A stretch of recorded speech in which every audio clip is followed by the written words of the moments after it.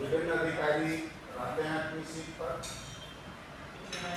कहीं न कहीं जनहित के लिए ही आप लोगों की नियुक्ति होती है,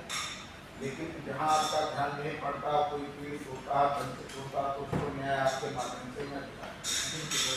उदाहरण देता हूँ कि बेलभैया में एक रतिराम वर्मा थे, प्राइवेट शिक्षक थे, ब्रेन ट्यूमर के शिकार हुए, उन्होंने टीपीसी वगैरह लिया, इलाज कराया, वो ठीक नहीं हुए, अपने घर की उनकी जमा पूंजी भी समाप्त हो गई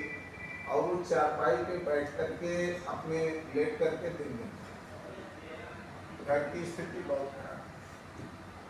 और उस समय हम लोगों ने उसे तहसील में उस विषय को उठाया, तो जब उनका केसीसी माफ हुआ, आपने मार्क किया, गया केसीसी माफ हुआ, उनको आवास मिला, अन्य सारी चीजें मिली, वो तो बात का विषय है। लेकिन फौरी तौर पे क्या हुआ कि तत्काल तहसीलदार उनके घर पहुंचे और कूटेदार को बुलाए और उन्होंने कहा कि इनका राशन कार्ड है कि नहीं, मानवीयता के आधार पर इनको आप तत्काल राशन उपलब्ध कराइए। उनके यहाँ कुछ जनप्रतिनिधियों के लिए कुछ आर्थिक सहयोग से थोड़ा उनका छप्पर भी छू रहा था, तो उसकी भी व्यवस्था बनाई गई। और हम लोगों ने अपने स्तर से क्या किया था, चूँकि मैं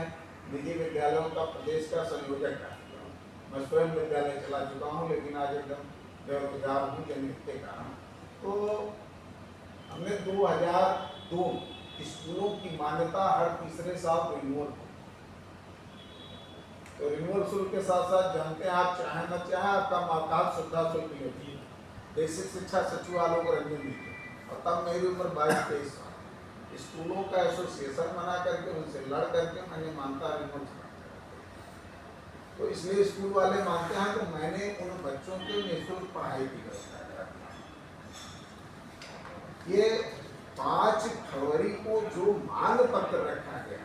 हमने कहा पत्र दिया, सांसद ने क्या किया, वो विषय नहीं, इसमें क्या काम हुआ, इस पे हम जानकारी के लिए बैठे।